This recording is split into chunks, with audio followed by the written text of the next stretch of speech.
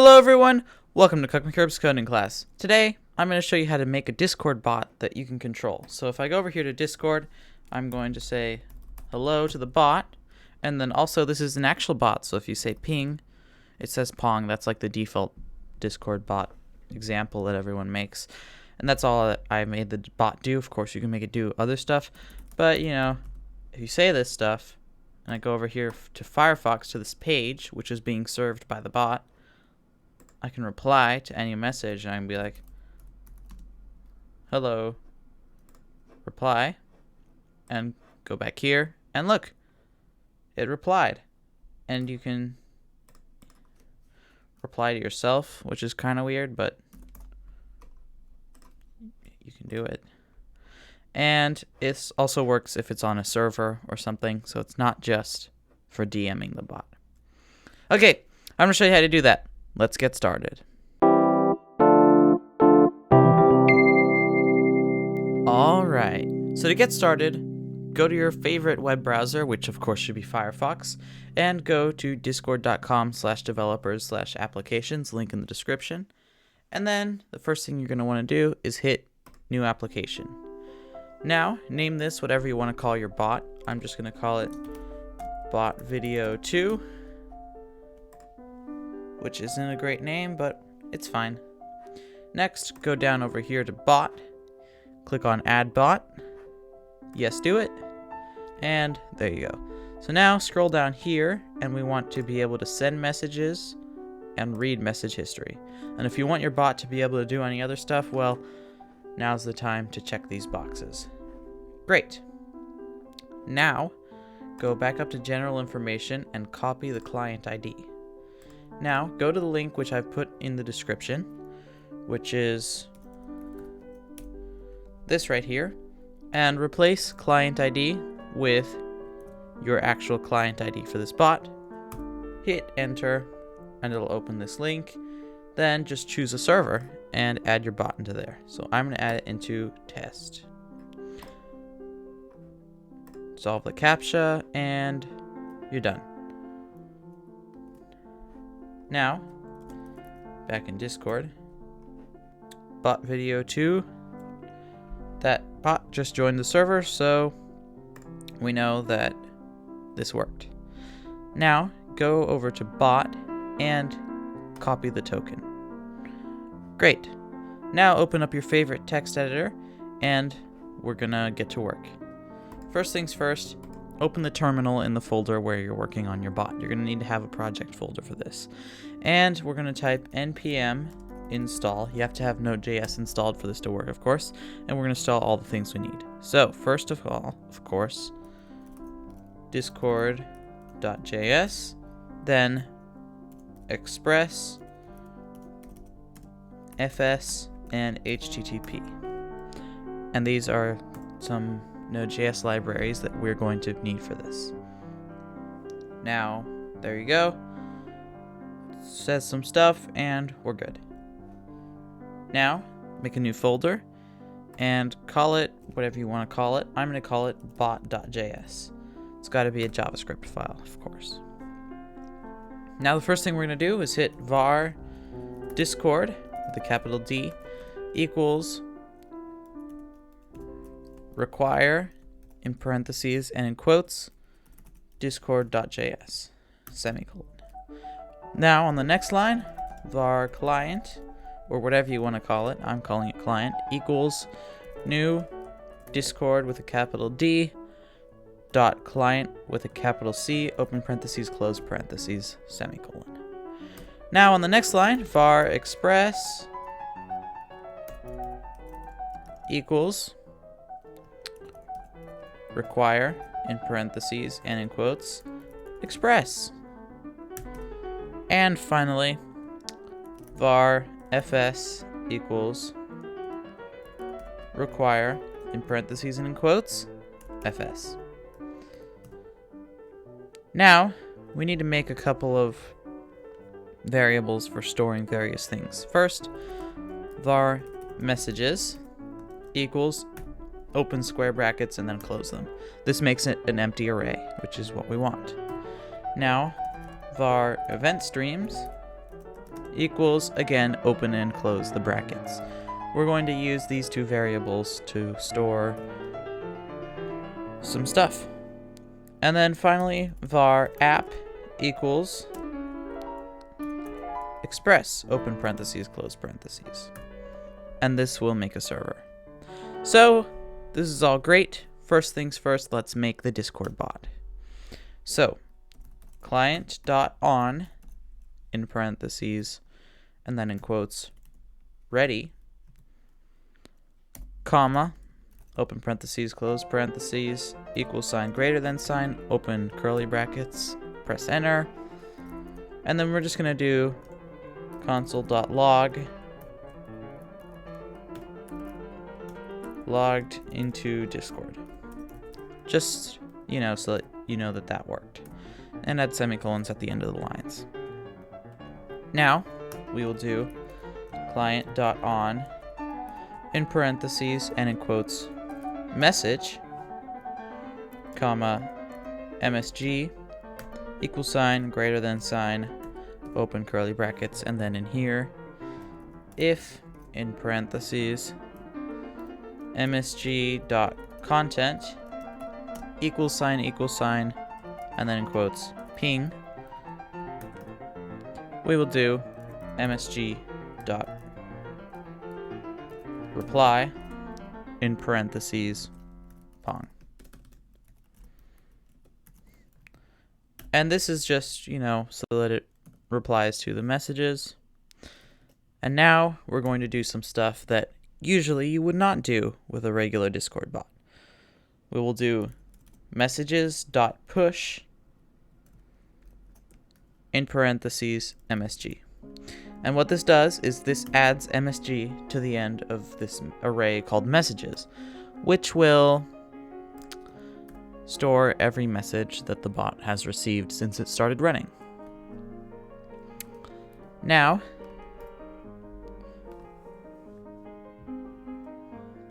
we will do on the next line after closing these parentheses and stuff, client.login in parentheses and then in quotes, paste your client ID. Or not your client ID, your token, your bot token right here. So this is mine.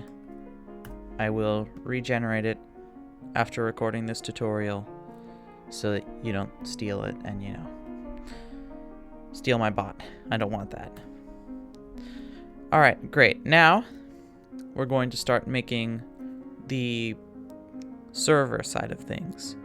So first of all, app.get in parentheses and in quotes /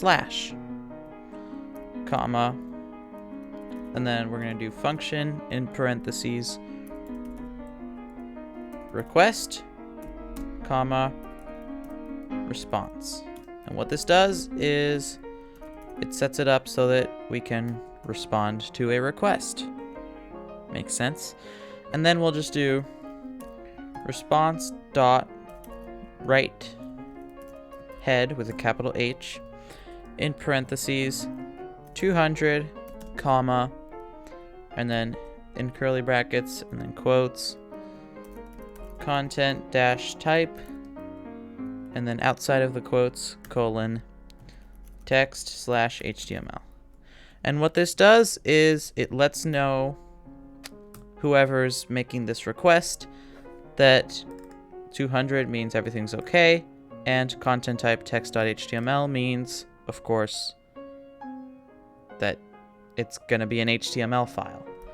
Now, just do fs dot create read stream in parentheses and then in quotes index.html, or whatever you want to call your HTML file. It doesn't have to be this. This just makes sense. .pipe and then in parentheses response semicolon. And what this does is whenever you request / it will send you index.html to your browser. Very simple. Next, we'll do app.get in parentheses and in quotes / send msg, this is going to be our endpoint, / data. And what this colon does is it means that this can say anything, and we'll be able to read what it actually says after the slash, which will be useful because the data obviously will not be the same every time. Comma, function, and then parentheses. Same thing as last time. Request, comma, response, and then open curly brackets. Now we'll do var current data, or whatever you want to call the variable, it doesn't really matter, equals JSON with a capital JSONN dot parse, and then in parentheses request dot params dot data. So this is what we created right here, data parameter. Now we will do a semicolon at the end of that line, and we will do messages in square brackets current data dot msg index.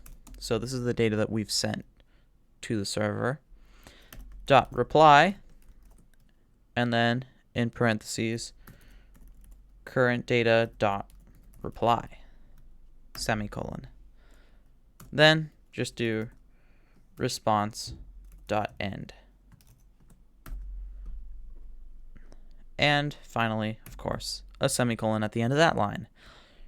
Now, so far, we've created a Discord bot, which saves all of the messages it creates. And we have created a server, which will serve you a page, which does not exist yet, and an endpoint, which will respond to a message. So the next thing we need to do is create another endpoint, which will display the messages as the bot receives them, so that, you can know what you're replying to. But first, let's just test that out. So, app.listen, and then we'll put it here, the port number that you want it to listen on. So I'm just going to do 5500 semicolon, and we're going to do console.log app is running at http:// local host : 5500, and hit a semicolon at the end of that line. Now everything we have here should work. So first thing off, let's try node.js, or whatever you called your file, and it's logged into Discord. We can go to Discord and type in ping, and it will immediately respond pong. Excellent. So far, so good. So now let's test out that API endpoint. We'll do in our browser localhost : 5500 / send msg / and then open curly brackets and then open quotes msg index close quotes :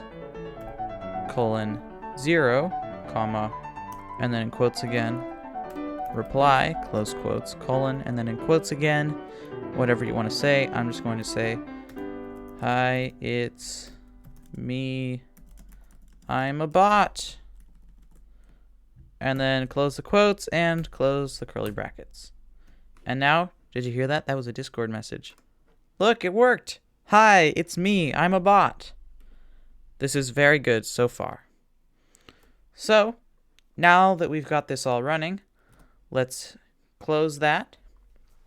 And then we'll go up here, and we are going to set up that event stream so that we can have a web page that lets us respond, because that's much more convenient than what we have right now.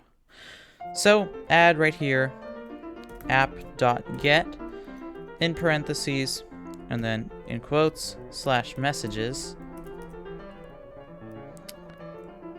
comma, and then of course function, you know the deal, request, comma, response, open curly brackets, and now inside here we will first do response.writehead And then in parentheses, we will do 200, comma, open curly brackets, and we're going to put some headers in here.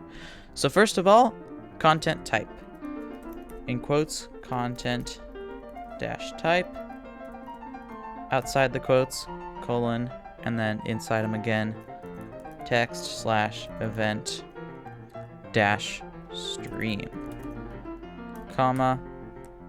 Up next, in quotes again, cache dash control,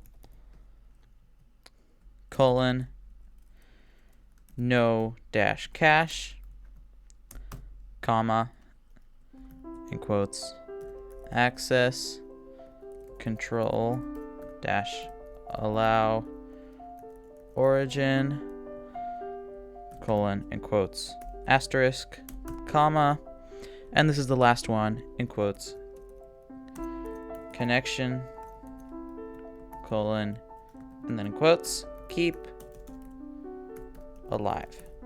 And what these will do is basically set this up so that, first of all, the browser knows that this is an event stream, which will be updated periodically.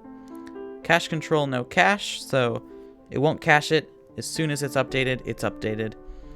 This just means that you can access it from anywhere.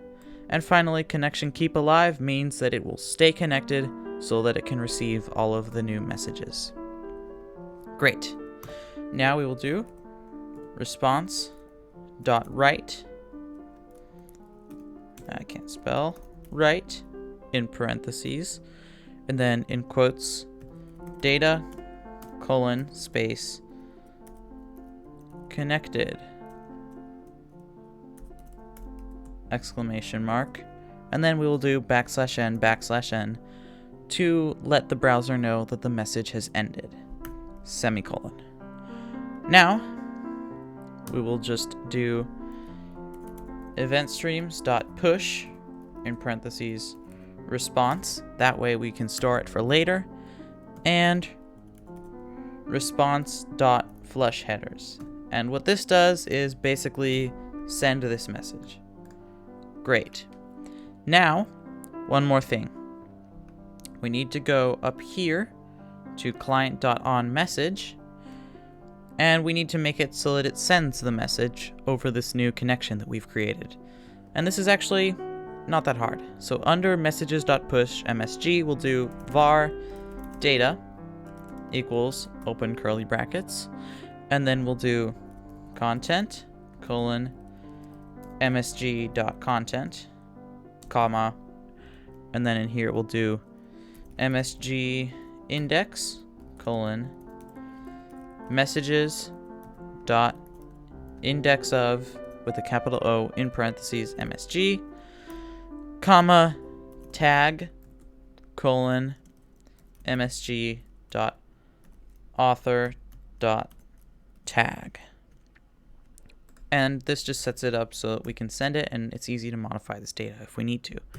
Now, for, in parentheses, I in event streams, open curly brackets, event streams in square brackets I dot write, and then we will do in parentheses and in these weird quotation marks that are in the tilde key right above tab on a standard keyboard, data colon space, and then we'll do $, curly brackets, and then this way we can do inside here json.stringify in parentheses data, which it's an easy way to say put this here, and then of course \n to let the browser know that that's the end of the message, and then event streams in square brackets I dot flush headers, which basically sends the message.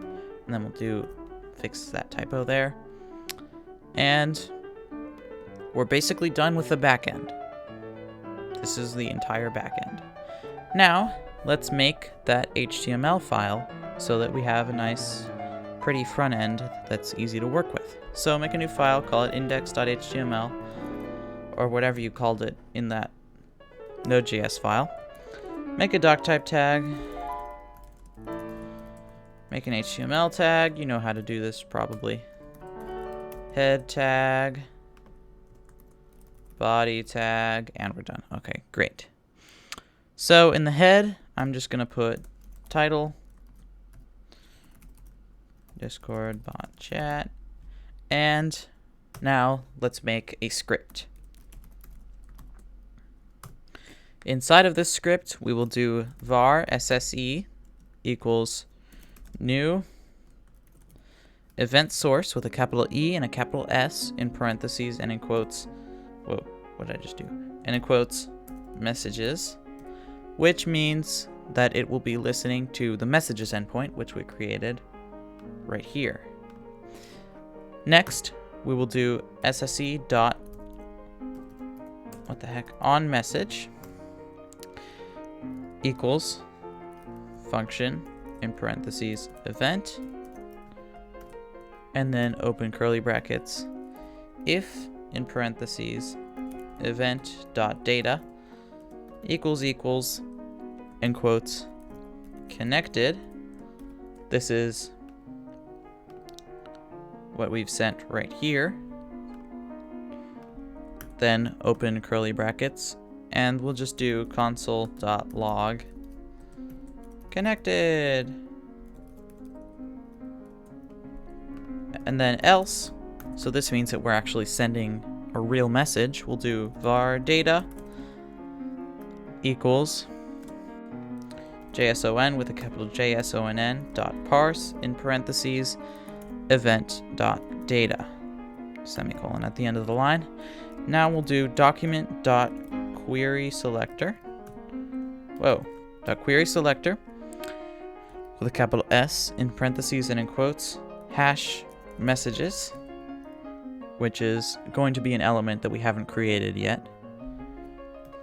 Dot inner HTML equals, and then open those weird quotes from earlier again, and then close them, and then at the end of this we'll do plus document dot query selector in parentheses and in quotes hash messages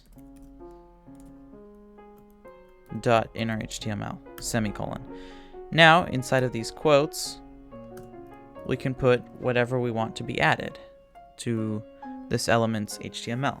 And you'll notice that we're putting this here at the end so that it gets added to the top of the element, not the bottom. So first things first, make a div in here. Div class equals, and in quotes, message. This is so we can style it. Close the div.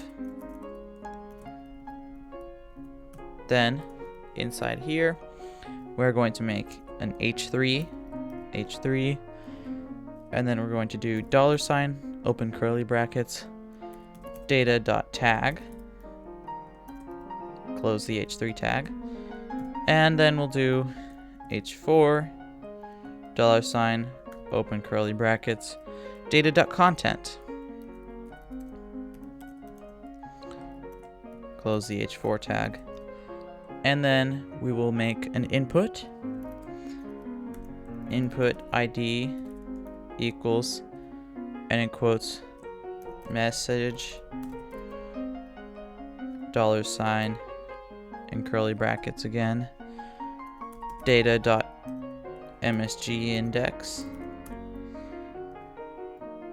And then outside of those quotes, we'll just do that. You don't have to close the tag because it's an input tag. Make a button tag, button on click equals, and in quotes, reply to, and then in parentheses, $, and then open curly brackets, data.msg index, close the curly brackets, and then we will just add at the end of the button, reply, and close the button tag. Great. Now, this is all the HTML we'll need to be adding to the div, and this is everything we need to have inside of this function. So now, we obviously have to make the reply to function, so let's do that. Function reply to, in parentheses, index, and then open curly brackets, var data to send, equals, open curly brackets, MSG index, colon index, comma, reply, colon, document dot query selector, in parentheses and in quotes, hash message plus index. And then at the end, dot value. Then we will simply do fetch, in parentheses, send msg slash plus json dot stringify, in parentheses, data to send. And then just add a semicolon at the end of that, and we are done with the JavaScript. Now, let's do the actual HTML. So first, I'm going to make an h1 tag just to have a nice little header here. Control the bot. And then we're going to make a div id equals, and in quotes, messages, and put nothing inside it. You don't need to put anything in it. Now, let's make a tiny bit of CSS just to make it look nice. So make a style tag.